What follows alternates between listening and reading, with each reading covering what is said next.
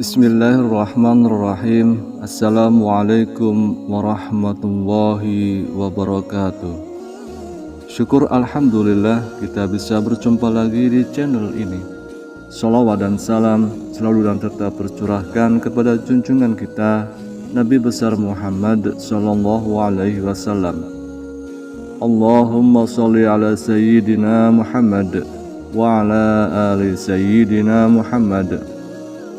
Harapan dan doa saya semoga sahabatku semuanya selalu diberikan kesehatan, dilapangkan rezekinya, diampuni dosa-dosanya, dan dipanjangkan umurnya. Amin ya rabbal alamin. Sahabat beriman yang dirahmati Allah, dalam menjalankan ibadah, salah satu yang sering dilupakan adalah sholat duha. Namun tahukah Anda bahwa sholat duha memiliki keutamaan yang luar biasa dan dapat membawa berkah dalam kehidupan sehari-hari kita. Meskipun tidak wajib, sholat duha memiliki banyak manfaat, namun ada juga kesalahan umum yang sering dilakukan dalam melaksanakan sholat duha yang malah bisa menghambat rezeki kita. Untuk itu, penting bagi kita untuk mengetahui waktu dan cara yang tepat dalam melaksanakan sholat duha agar bisa meraih keberkahan dan mendapatkan rezeki yang lancar. Penting juga untuk mengetahui beberapa waktu dan juga kondisi yang dilarang sholat duha agar tidak mendatangkan petaka. Sholat duha merupakan salah satu ibadah sunnah yang dianjurkan dalam agama Islam, meskipun tidak termasuk dalam kategori sholat wajib. Ibadah ini dilakukan pada waktu antaranya terbitnya matahari hingga sebelum azan zuhur. Dalam prakteknya, sholat duha tidak hanya memberikan manfaat bagi kehidupan spiritual, tetapi juga mempengaruhi aspek jasmani dan materi. Melalui ibadah ini, seseorang dapat mendapatkan pengampunan dosa, mendapatkan keberkahan rezeki, terhindar dari kelalaian, dan mendapatkan berbagai keistimewaan lainnya. Sholat duha adalah salah satu ibadah sunnah yang memiliki banyak keutamaan dan manfaat bagi umat muslim. Salah satu keutamaan sholat duha adalah pengampunan dosa-dosa. Rasulullah Shallallahu Alaihi Wasallam bersabda bahwa siapapun yang menjaga sholat duha secara teratur, dosanya akan diampuni meskipun sebanyak buih di lautan. Hal ini menunjukkan bahwa sholat duha memiliki kekuatan besar dalam menghapus dosa-dosa seseorang. Dalam beberapa riwayat hadis disebutkan bahwa ada pintu surga yang disebut ad-duha yang khusus disiapkan bagi mereka yang rajin melaksanakan sholat duha. Diriwayatkan dari Abu Hurairah radhiyallahu anhu bahwa Nabi Muhammad sallallahu alaihi wasallam bersabda, "Sesungguhnya di surga ada pintu yang disebut dengan ad-duha. Nanti pada hari kiamat ada yang memanggil siapa yang senantiasa melaksanakan sholat duha ini adalah pintu kalian. Silakan masuk dengan rahmat Allah." Meskipun terdapat perbedaan pendapat di antara para ulama tentang keabsahan hadis ini, namun hal ini menunjukkan bahwa sholat duha memiliki potensi untuk membawa seseorang masuk surga. Sholat duha juga memiliki keutamaan dalam menjauhkan seseorang dari golongan orang yang lalai dalam beribadah dan berusaha.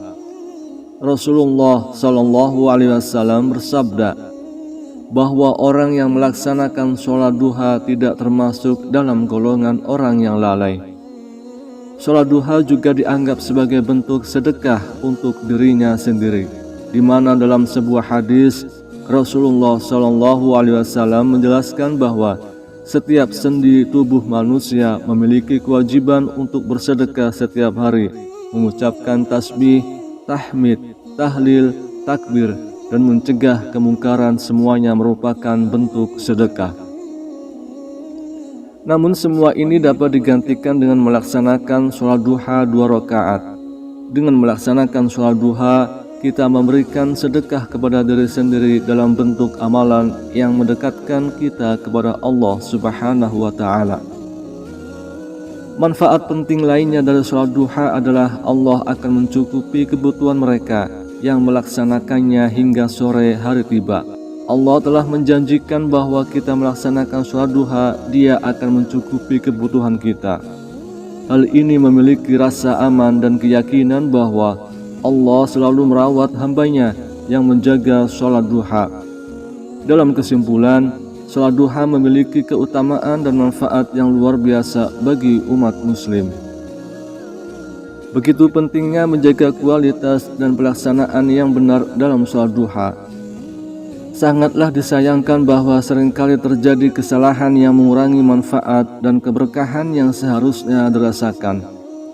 Salah satu kesalahan yang sering terjadi adalah ketidakkonsistenan dalam menjaga atau melaksanakan sholat duha.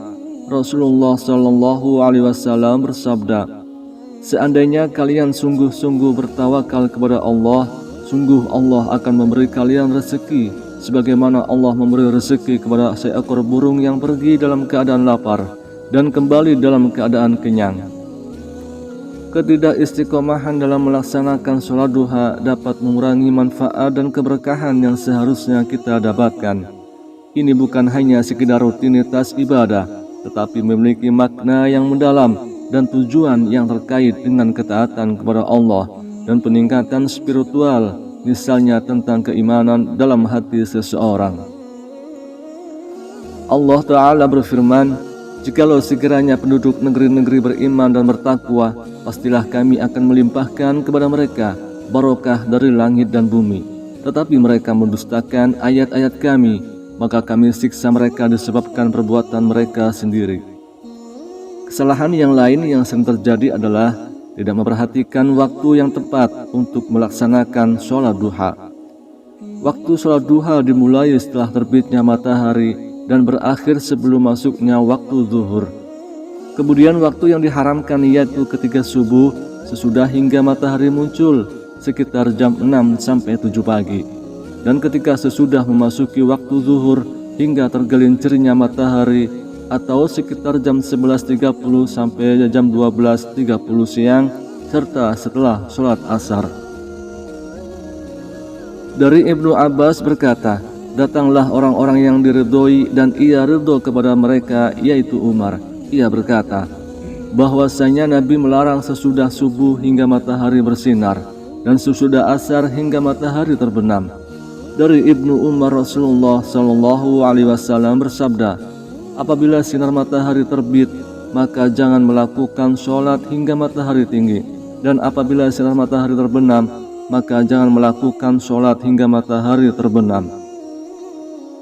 Tidak hanya itu, salah satu alasan mengapa ada beberapa waktu yang diharamkan untuk melaksanakan sholat duha adalah karena adanya setan yang mengikuti pada waktu-waktu itu. Rasulullah Shallallahu Alaihi Wasallam bersabda, "Matahari terbit dengan diikuti setan. Pada waktu mulai terbit, matahari berada dekat dengan setan, dan ketika telah mulai meninggi, berpisah darinya. Pada waktu matahari berada tepat di tengah-tengah langit, ia kembali dekat dengan setan, dan ketika setelah zawal, ia berpisah darinya, dan pada waktu hampir terbenam, ia dekat dengan setan, dan setelah terbenam, ia berpisah lagi darinya." Mengabaikan waktu yang telah ditentukan dapat mengurangi keberkahan dan manfaat yang seharusnya didapatkan dari sholat duha dan malah mengundang petaka. Jika melakukan kesalahan ketika melaksanakan sholat duha, penting untuk menghayati setiap rakaat yang dilakukan sholat duha.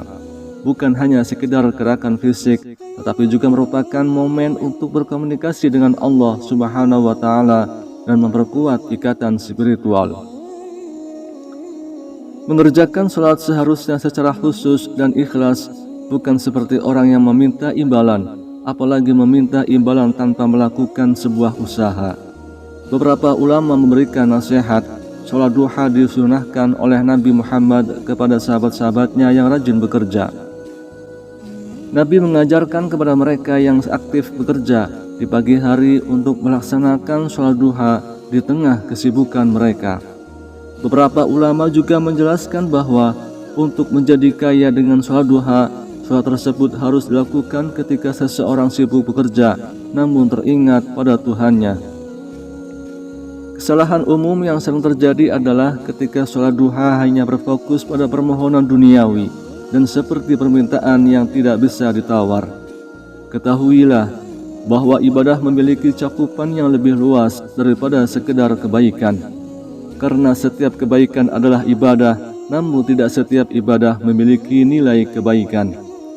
Pernyataan yang berbeda tetapi sejalan dengan hal itu juga pernah disampaikan oleh seorang ulama yang menyatakan bahwa sholat duha seringkali dianggap sebagai ibadah yang dapat mengalirkan rezeki. Namun hal ini dapat menyebabkan seseorang menyalahkan ibadahnya jika tidak memperoleh hadiah yang diinginkan. Meskipun demikian, jika seseorang muslim tetap mengkhususkan sholat duha untuk hal-hal yang bersifat dunia, maka Allah telah memberikan peringatan melalui firman-Nya dalam Al-Quran. Jika seseorang menginginkan keuntungan di akhirat, kami akan menambahkan keuntungan tersebut baginya. Dan jika seseorang menginginkan keuntungannya di dunia, maka kami juga akan memberikannya. Namun tidak ada sedikit pun keuntungan di akhirat baginya.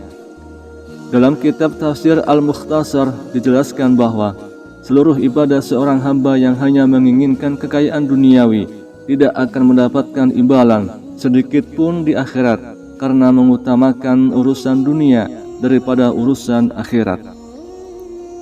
Maka dari itu, mengabaikan penghayatan dalam sholat duha dapat membuat ibadah tersebut menjadi sekedar rutinitas tanpa makna yang mendalam.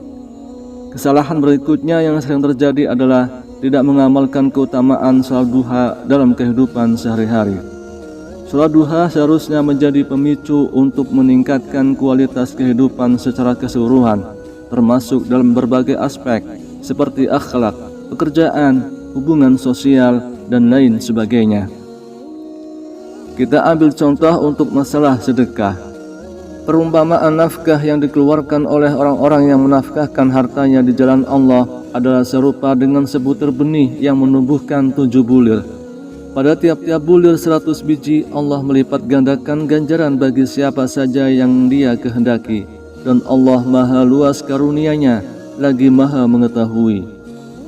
Walaupun sholat duha kita rajin, namun kita melupakan sedekah, Allah juga tidak sudi memberi rezeki karena kita tergolong orang yang kikir. Begitu pula jika kita rajin sholat duha namun masih suka bermaksiat, Allah malah memberi kita yang pedih, dan apa saja musibah yang menimpa kita maka adalah disebabkan oleh perbuatan-perbuatan tanganmu sendiri. Dan Allah memaafkan sebagian besar dari kesalahan-kesalahanmu. Mengabaikan implementasi keutamaan sholat duha dalam kehidupan sehari-hari dapat membuat manfaat yang terbatas dengan konteks ritual semata. Dampak dari kesalahan-kesalahan tersebut adalah ketidakmaksimalan dalam mendapatkan manfaat dan keberkahan yang seharusnya didapatkan dari sholat duha. Rezeki yang diharapkan pun tidak tercapai secara optimal. Oleh karena itu, penting bagi setiap individu yang melaksanakan sholat duha untuk menghindari kesalahan-kesalahan tersebut dan memperbaiki pelaksanaan ibadah ini dengan sebaik-baiknya. Sahabat beriman yang dirahmati Allah, dari paparan ini dapat disimpulkan beberapa hal terkait sholat duha. Sholat duha memiliki banyak keutamaan dan manfaat bagi kehidupan spiritual dan jasmani kita. Beberapa keutamaan tersebut antara lain dosa diampuni, potensi masuk surga lewat pintu ad-duha, terhindar dari kelalaian, sedekah untuk dirinya sendiri, dan dicukupi kebutuhan oleh Allah Subhanahu wa Ta'ala. Namun perlu diingat bahwa melaksanakan sholat duha bukanlah jaminan untuk mendapatkan kekayaan materi. Rezeki yang diberikan Allah tidak selalu berbentuk harta, melainkan dapat berupa kesejahteraan hidup, kebahagiaan, dan keberkahan dalam berbagai aspek kehidupan. Itulah keutamaan dan manfaat sholat duha bagi kehidupan kita, serta waktu yang dilarang untuk kita melaksanakan sholat duha. Wallahu a'lam bishawab. Demikian yang bisa saya bagikan. Semoga bermanfaat untuk kita semua. Amin ya rabbal alamin. Terima kasih atas perhatian. Mohon maaf atas segala kesalahan. Subhanakallahumma wa bihamdika asyhadu an la ilaha illa anta astaghfiruka wa atubu ilaik. Walhamdulillahi rabbil alamin. Assalamualaikum warahmatullahi wabarakatuh.